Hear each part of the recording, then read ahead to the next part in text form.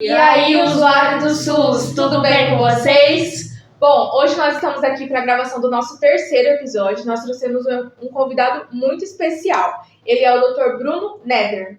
Ele é graduado em Medicina pela Faculdade Unifev, especialista em Geriatria pelo Centro Universitário União das Américas e também é graduado em Direito e Educação Física.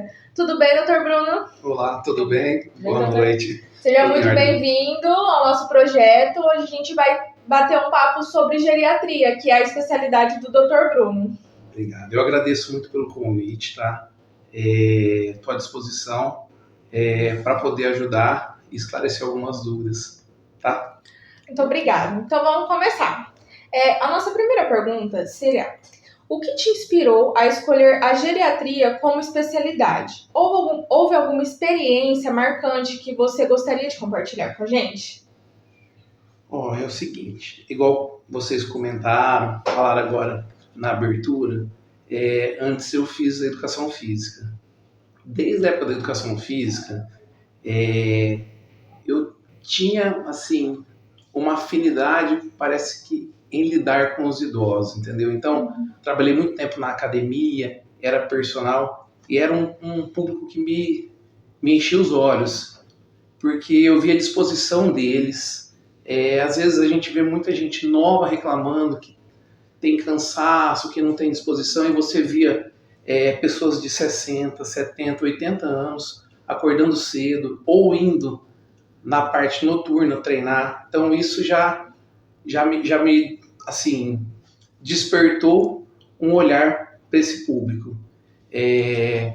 Outra coisa que, assim, acho que engatilhou também na geriatria foi mais o lado pessoal.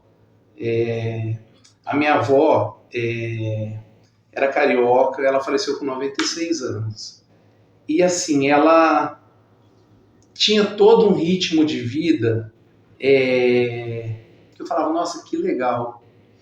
Eu queria ser assim, entendeu? Porque ela tinha uma alimentação toda regrada, a vida inteira. Eu não lembro de ter visto ela, por exemplo, comendo arroz. Não que arroz seja um malefício. Eu também gosto. Mas assim, ela gostava, ela comia todo dia o feijãozinho. Como ela era carioca, ela fazia aquele feijãozinho, o feijãozinho preto que a gente fala, né? Ela gostava todo dia de ter uma verdura, um legume, isso na parte da alimentação dela, e comia uma proteína que era a carne. E aí era sagrado, de sobremesa, ela não comia nada doce, ela comia uma fruta. Então, ou era uma perinha, ou uma maçã, ou uma banana. E assim eu falava, nossa, que exemplo, né? Exato, que exemplo. Outra coisa também que, assim, eu via nela era a parte da atividade física. Ela tinha um hábito de, assim, todos os dias realizar uma caminhada. Então, nem que seja 20, 30 minutos, ela pegava, ela realizava a caminhada, ela alongava depois da caminhada. E isso ela foi até os seus 95, 96 anos. Tá? Ela, na verdade, assim, igual a gente fala, ela acabou falecendo da própria velhice mesmo, porque ela não tinha nenhuma doença, não tomava nenhuma medicação. Então, acho que assim, aí isso, quando eu fiz a medicina, depois eu olhei para uma especialidade, acho que esses dois olhares me chamaram a atenção. Legal. Compartilha com a gente qual o momento mais gratificante e surpreendente que você já vivenciou trabalhando com a terceira idade, com os idosos. É difícil a gente escolher um momento, né? Deve ter vários, né? São vários momentos. Porque é um público, assim, que eles superam demais as nossas próprias expectativas, os nossos objetivos. A gente coloca um objetivo e eles conseguem ir além do que a gente pede. Assim, mas você falando agora, me chamou a atenção uma vez numa visita domiciliar. Era um domingo, a família me ligou porque assim, eu não tenho muito horário para trabalho, não. Sábado, domingo, feriado, se eu estiver disposto, se precisar, eu vou, faço muito atendimento domiciliar, né? Às vezes muito idoso acamado. E nesse caso, era um idoso que tinha realizado uma cirurgia de fêmur, fazia mais ou menos uns 30 dias, estava assim, começando uma fase de reabilitação, e a família me ligou porque falou assim, doutor, a gente queria que você viesse aqui para dar uma olhadinha, porque nós estamos querendo colocar uma sonda nele, porque ele não está conseguindo se alimentar. Ele não está ingerindo nada, a gente está oferecendo alimentos e ele não está comendo, a gente está preocupado, então a gente queria que você viesse para fazer uma avaliação e ver a necessidade da gente passar uma sonda nele. Aí eu fui, cheguei lá, sentei, conversei com ele, aí perguntei para ele o que ele estava a fim de comer aquele domingo. Eu falei, o que o senhor gosta de comer num domingo na hora do almoço? Aí ele pegou e falou assim, eu gosto de comer um macarrãozinho com frango, aquela comida tradicional de domingo.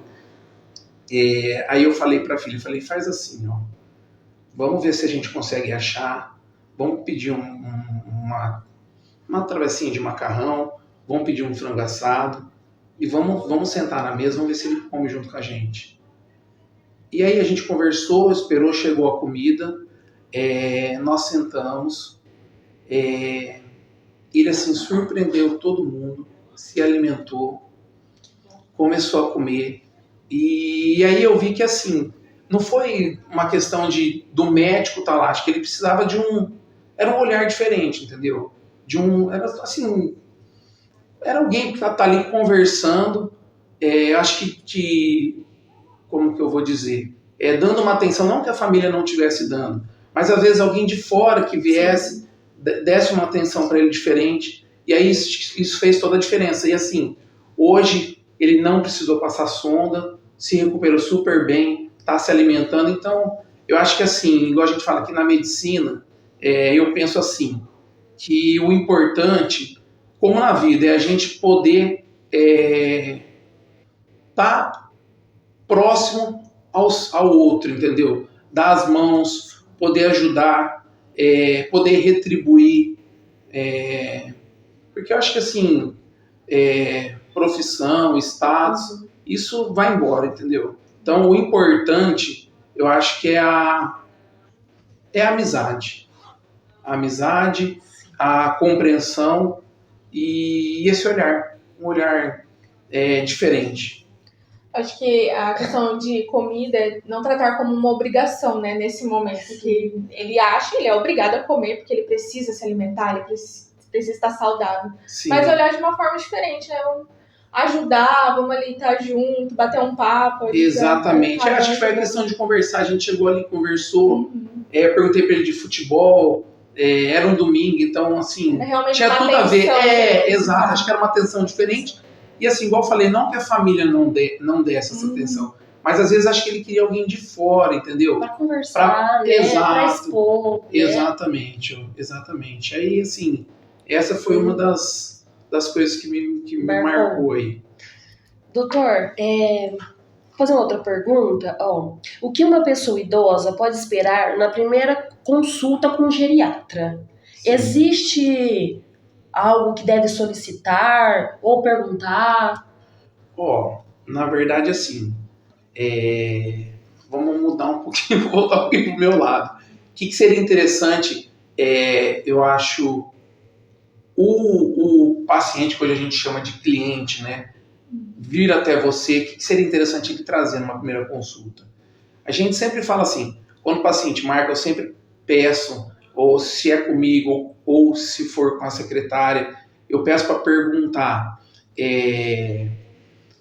idade do paciente, as comorbidades, as medicações que ele toma, porque os exames que ele já realizou, pelo menos no último ano, aí, vamos dizer que isso é importante. Então, acho que é interessante quando o paciente vem, ele trazer isso. Então, trazer esses exames que ele tem, trazer uma relação das medicações que ele toma, Porque isso facilita muito a gente, porque às vezes o paciente chega, eu também atendo PSF, e assim, às vezes o paciente chega, ele não traz as medicações. A gente pergunta, o que o senhor está tomando? Ele fala, esqueci de trazer. O senhor lembra? Não lembro o Ele nome. fala, aquele remedinho de pressão, daquela corzinha branca. Tem vários. Fala, rapaz, agora complicou aí.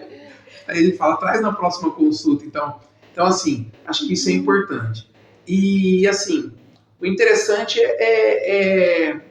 eu falo que é a gente avaliar numa primeira consulta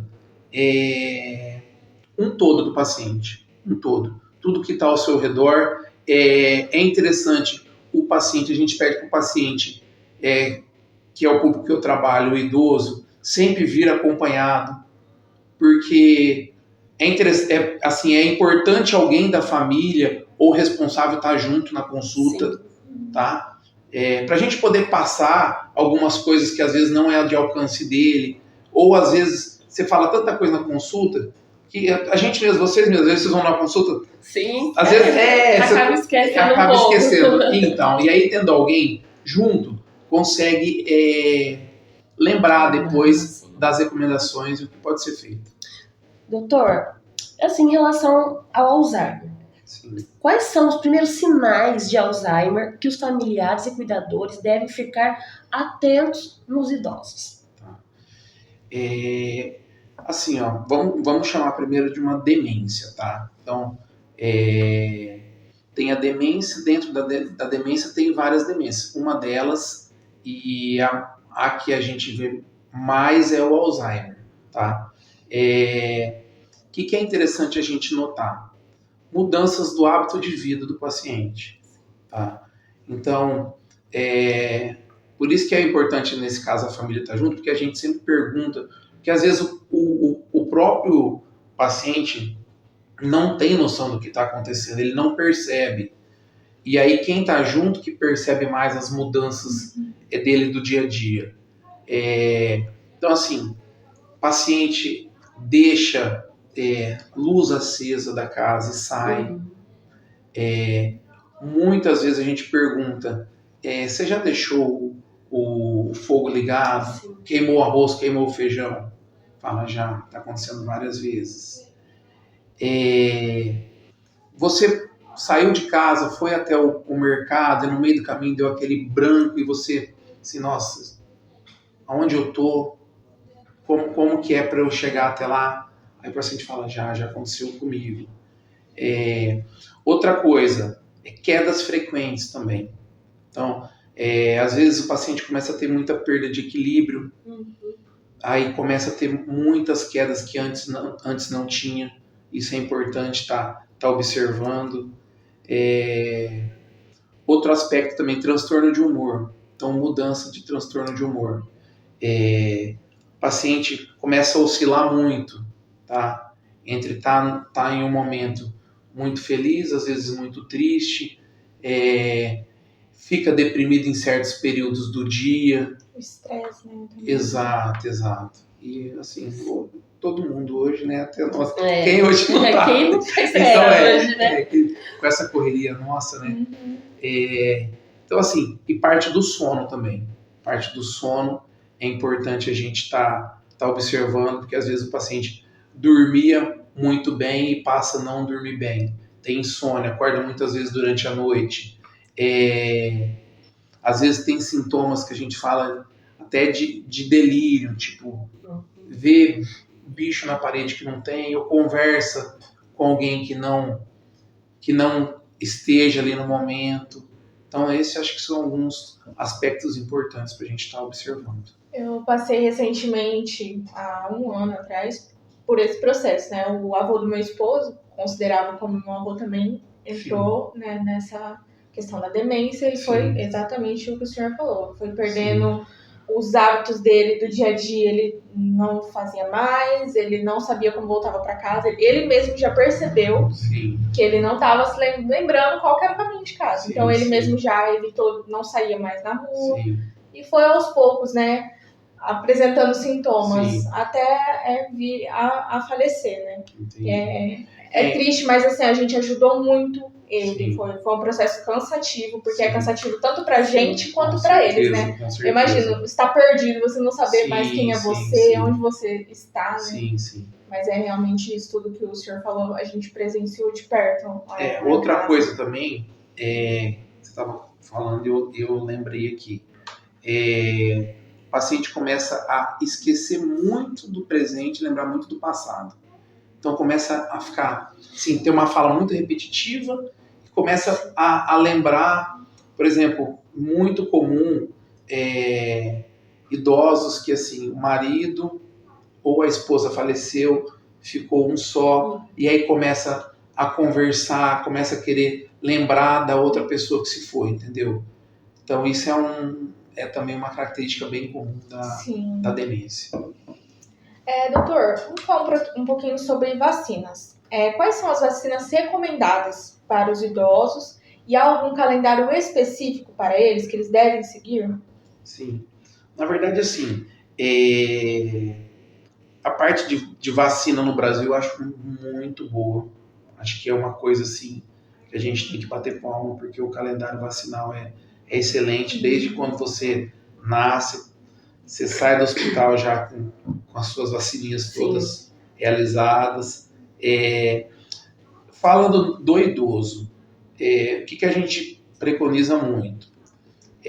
Hoje, com esse Covid, todo ano está vacinando do Covid. Então a vacina do Covid é uma vacina importante para todos e para o idoso também.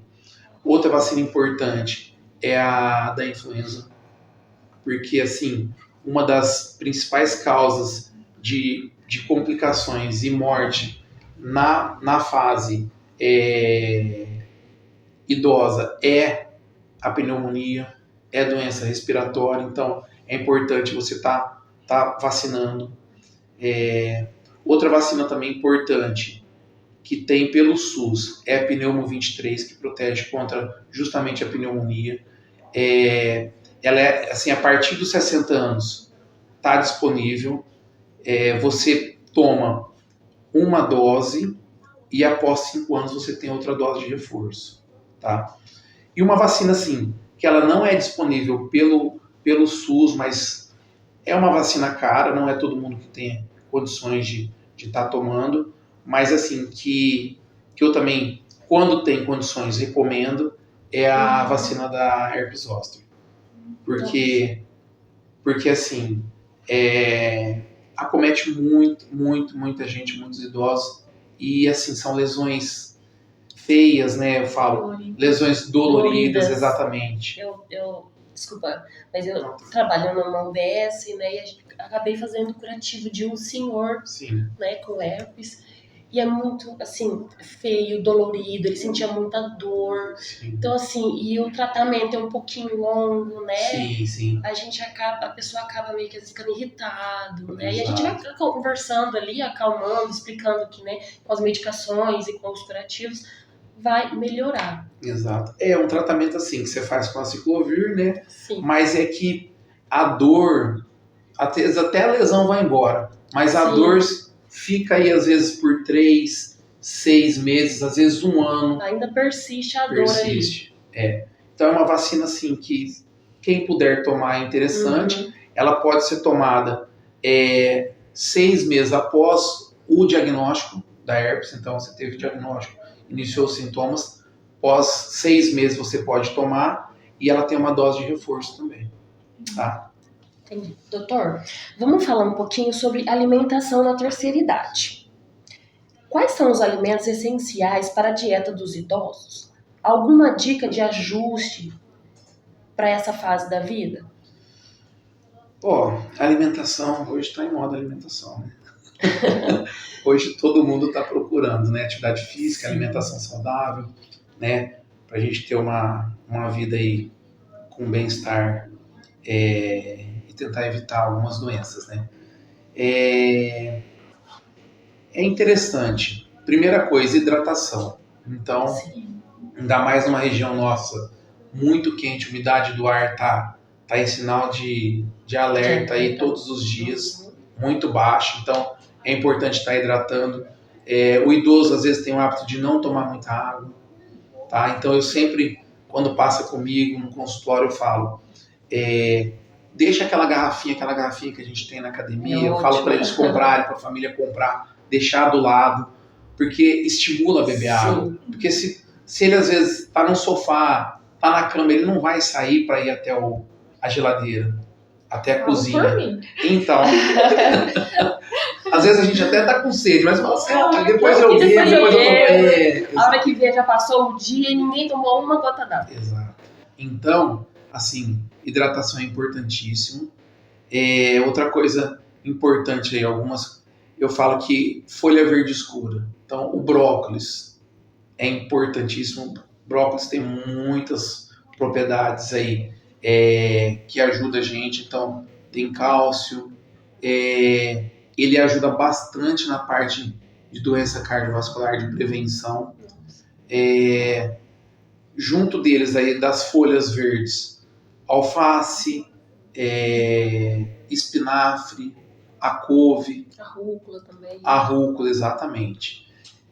Outra coisa importante é a cenoura. A cenoura tem beta-caroteno. Ela é importante tanto para a nossa saúde cardiovascular, como também para os olhos. É interessante. E hoje, assim, a gente sabe que parte da visão e audição, ela comete bastante, né? Então, assim, a cenoura é um alimento que eu sempre preconizo também. O abacate, falando em fruta, o abacate é uma fruta que às vezes o pessoal fala, é uma fruta calórica, mas é uma caloria do bem, entendeu? Sem exagerar, sem comer aquele abacate, jogar aquele monte de açúcar. Chato, mas gostoso. Exato. Mas assim, o abacate, ele tem uma propriedade anti-inflamatória, digamos que natural. Então, ajuda, alivia até na parte das dores crônicas, tá? E o azeite de oliva, tá? Então, o azeite de oliva também tem uma propriedade aí anti-inflamatória. O azeite de oliva ajuda na parte do colesterol. Então, tem aquele colesterol que a gente sempre fala, né? Colesterol bom, colesterol ruim e o colesterol total. E o azeite de oliva, ele é muito bom pro colesterol bom, que é o HDL. Então, acho que são aí uns alimentos dicas importantes. Eu tô aliviada, tô com uma alimentação muito saudável. Fora a parte de proteína, né? Porque assim, proteína é bom para ganho de massa. Olha, eu já lá da academia também. Uma coisa puxa a outra, né? Vamos ali. Porque a proteína é bom para a parte de ganho de massa magra. O idoso perde muita massa magra durante a vida. Então, assim, você deve ter ouvido falar, o idoso vai chegar numa fase que não quer comer muita carne, né? Eu não tenho mais vontade de comer carne. Então, tentar variar carne branca, peixe, frango, a carne vermelha. Então, é importante estar introduzindo a proteína. O ovo, que antes era um vilão aí, o ovo também tem muita propriedade proteica, tá? Então, acho que são alguns alimentinhos importantes. Sobre medicamentos. Existe medicamento específico que são comumente indicados para os idosos? O canabidiol, por exemplo, seria uma opção para eles? Vamos lá, parte de medicação, né? A gente tenta sempre não entrar com medicações. Quanto menos medicações, melhor é. Então, assim, o canabidiol, eu gosto bastante de trabalhar com ele, tá? Gosto bastante. Eu acho que, assim, a gente tem que desmistificar um pouquinho ele, porque, assim, ele não é para você trabalhar como uma monoterapia, tá? Então, você não vai trabalhar sozinho, mas você vai associar as outras medicações junto a ele e costuma, na prática, ter um efeito muito bom, tá? Lógico, tem pessoas e pessoas, indivíduos e indivíduos, mas assim, numa grande maioria das vezes, costuma ter efeito na parte da insônia, então ajuda bastante no sono, dores crônicas, não só em idosos, muita gente me procura por fibromialgia, então não que eu retire as outras medicações, mas associando o canabidiol melhora bastante as dores, tá, do paciente. Para a parte de transtorno cognitivo também, nas demências, eu gosto de associar o canabidiol. Sim, lógico, eu falo assim, eu gosto de associar, tudo vai do paciente, da avaliação, dos exames realizados, tá? Tudo dentro de um critério, não são todas as pessoas que, então eu tenho uma demência, eu tenho uma fibromialgia, o doutor está falando, então eu vou usar o canabidiol. Não é assim, tá? Sim. E aí tem as dosagens que deve ser tomada, que deve ser comprada, então tem os tipos, tá? Então assim, é uma coisa bem... Tem que passar numa avaliação médica para poder ver se você tem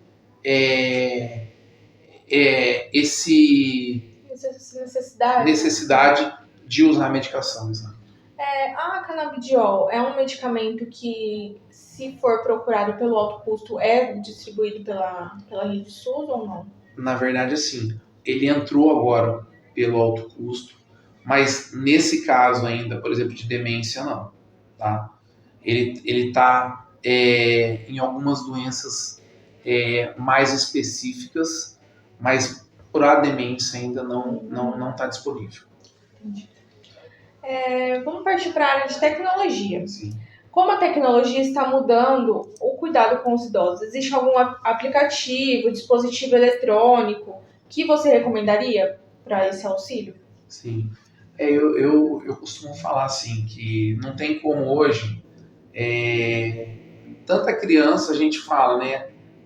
Que assim, você tenta evitar, eu tenho filho pequeno, mas hoje o celular, o tablet, assim, a gente tenta evitar ao máximo, mas não tem como você fugir. Então a gente tem que tentar se adaptar de uma forma que não prejudique o nosso dia a dia, né?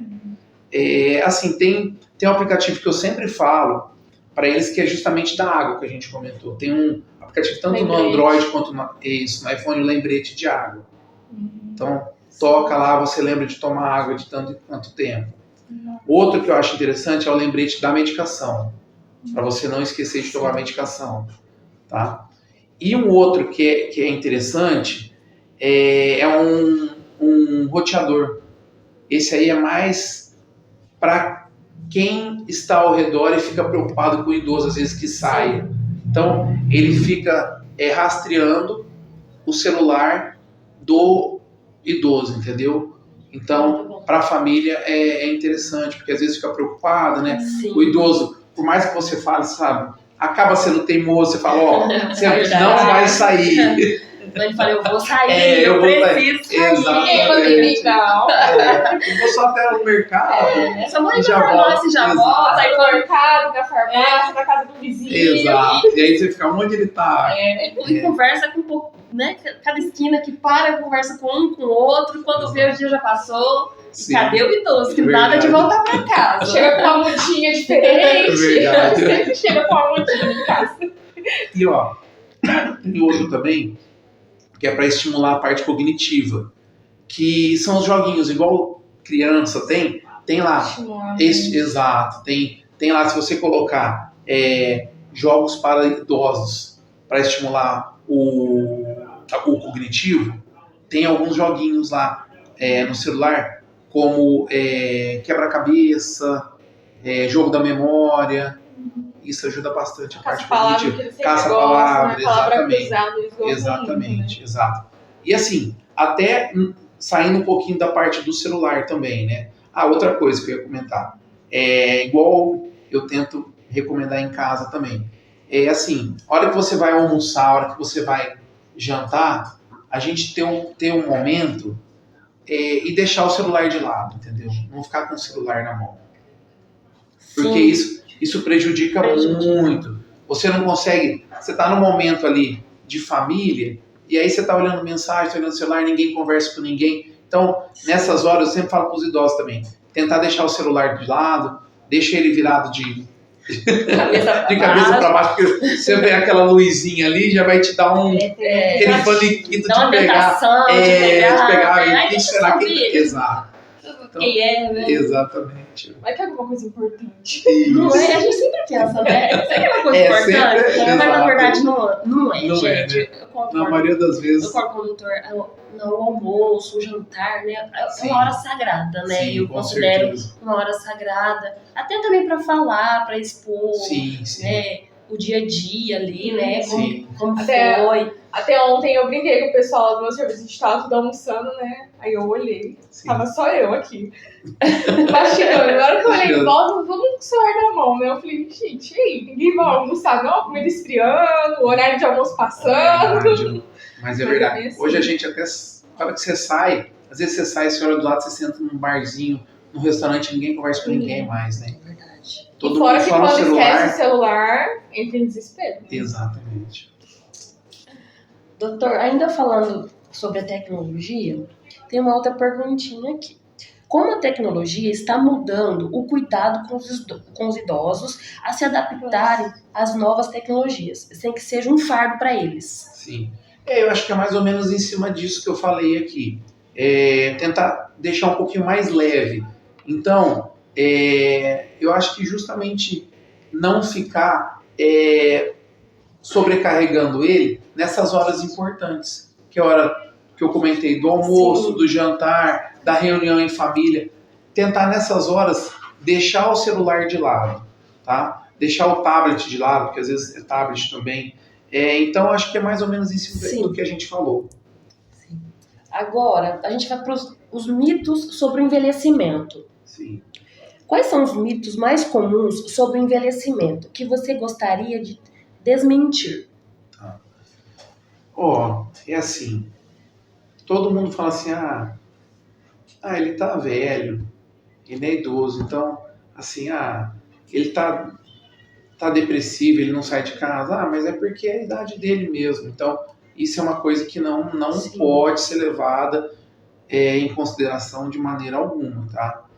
Até porque hoje, assim, a gente é um país que tá cada vez mais tá envelhecendo com qualidade de vida.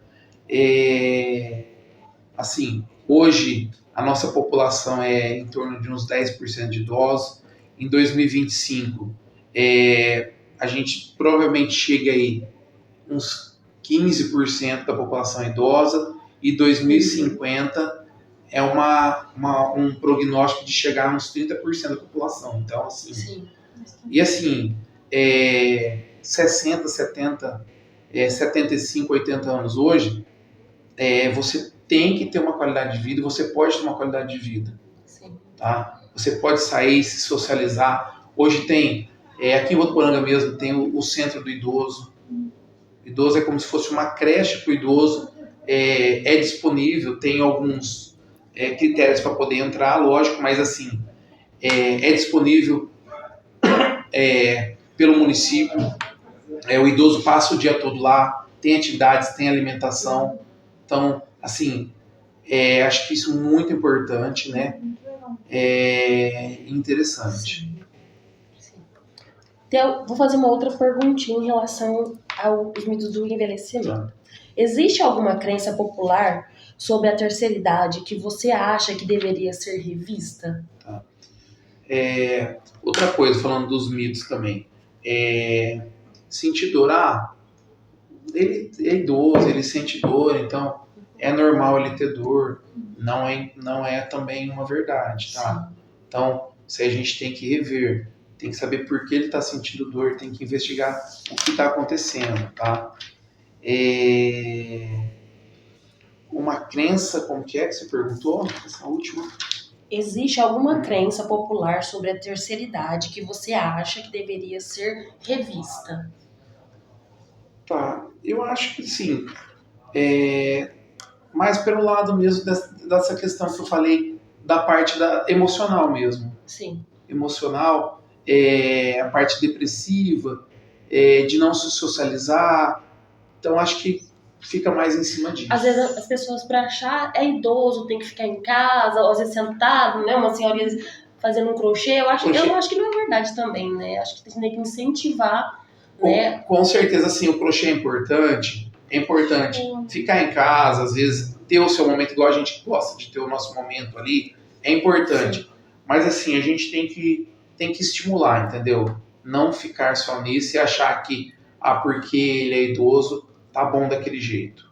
Entendi. Eu lembro que na época de escola tinha uma colega na turma que a avó dela fazia hip hop. Eu achava aquilo sensacional. Que bom. Eu dançava hip hop porque a gente fazia aula de dança. Eu falei, gente, ela faz hip hop. Ela tinha, na época, lá os seus 60 anos, assim. Sim. E, gente, que legal. Eu queria que minha avó dançasse hip hop também.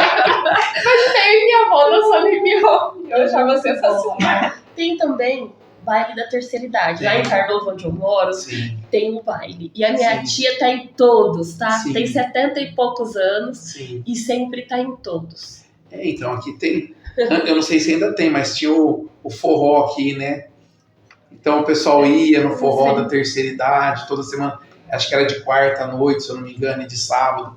Então, assim, eu achei isso muito legal, né? Muito, muito interessante e a gente tem que estimular mesmo. Vamos para a área de futuro da geriatria. Como você imagina o futuro da geriatria? Alguma inovação ou tendência que te chama a atenção, que brilhe seus olhos? Sim. Falando um pouquinho sobre medicação mesmo, né? Hoje a gente sabe que assim, a demência ela não tem uma cura. A gente consegue, quando diagnosticar, tentar pegar o início dela para poder estabilizar o quadro.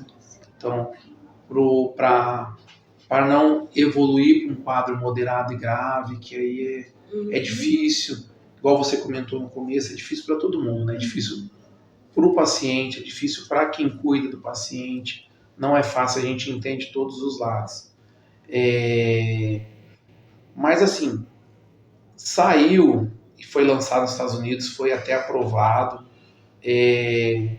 uma medicaçãozinha aí dessas linhas de imunomoduladores, igual tem para colite, para as doenças autoimunes, que talvez seja uma coisa interessante aí, que vai ajudar bastante, porque uma da parte da fisiologia do Alzheimer é que acumula algumas proteínas e a placa amiloide é uma delas que se acumula no cérebro e aí você diminui a sinapse e aí consequentemente você tem perda de neurônios e vai levando essa demência. E essa medicação parece ser uma coisa assim que talvez seja um grande avanço aí pra gente na área, tá? Ainda é um pouquinho cedo pra gente falar, talvez seja uma medicação mais para a fase inicial, mas já é já ajuda, né? Com certeza, né? Com certeza. E qual seria a sua visão ideal para o cuidado com os idosos nos próximos anos? Eu acho que entra aí tudo que a gente falou, né? Eu acho que o idoso ele tem que ter assim, começando pela parte financeira mesmo. Hoje você trabalha a vida inteira, a hora que você se aposenta, aposentadoria hoje não. O que você faz hoje com o salário mínimo, né? É muito pouco, né? Você vai no mercado, às vezes você tem uma casa de aluguel, você tem que pagar aluguel. Luz. Exato. E aí, tipo... medicamentos também. Então, assim, isso é uma coisa assim que eu gostaria de ver. Que mudasse, né? Exato. Ver uma mudança. Ter mais oportunidades. Até acredito que aqui na nossa região, não são em todos os lugares, porque o Brasil é muito grande, né? Mas assim, ter mais oportunidade para os idosos, igual esse centro de convivência do idoso, tá? Que estimula o idoso a realizar as atividades, de ter possibilidade da socialização, que é importante, para não ficar só em casa. Ter uma rotina, né?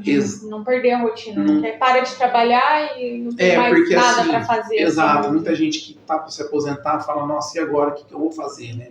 Eu não tenho, tipo assim, moro às vezes não sei, norte, nordeste, um lugar às vezes que não tem tanta estrutura e assim, nossa, eu não tenho nada para fazer agora, vou ficar em casa o dia todo, eu não gosto de ver televisão, ligo televisão, só tem tragédia, só tem coisa ruim na televisão. Acaba contribuindo para uma depressão, né? Exato, aí acaba, exatamente, é onde a gente fala que acaba levando, às vezes, uma comorbidade que ele às vezes não estaria sujeito a ter, né? Sim. Se tivesse ao seu redor uma estrutura melhor, entendeu? Então, acho que assim, a gente fala de alimentação, a gente sabe que também é uma coisa que bate na tecla do financeiro, é caro, né? Você fazer uma alimentaçãozinha saudável, né? Não é barato, né? Hoje em dia, né? Mas assim, hoje tem muitas opções, então eu acho importante até a parte da academia. Às vezes não é todo mundo que tem condições de pagar uma academia, mas tem disponibilidade. Hidroginástica, eu bato bastante na tecla da hidroginástica pro idoso. Eu falo, não, hidroginástica é muito bom, porque assim, nós estamos numa região que está dentro da água, é uma delícia, tem menos impacto para a parte de articulações. Então, tem hidroginástica disponível para quem não tem condições. Tem as academias ao ar livre, que também é uma opção para quem não tem condições de pagar.